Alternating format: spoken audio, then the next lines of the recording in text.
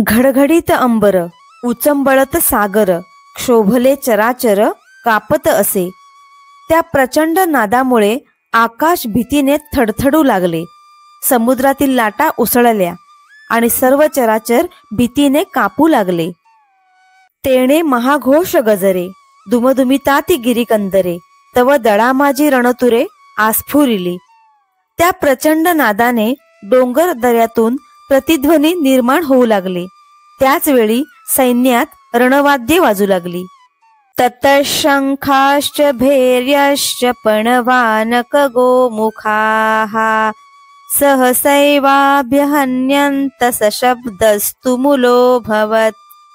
त्यानंतर इतर शूरवीरांनी शंख, नगारे, ढोल, मृदुंग, गोमुख ही रणवाद्ये एकदम वाजवली. त्यांचा अतिशय भयानक असा नाद उत्पन्न झाला.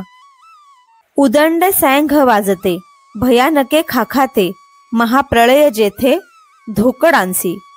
जिकडे तिकडे विविध प्रकारची रणवाद्ये कर्कश व भयानक स्वरूपात वाजू लागली. बलशाही लोकांना देखील तो महाप्रलय वाटला.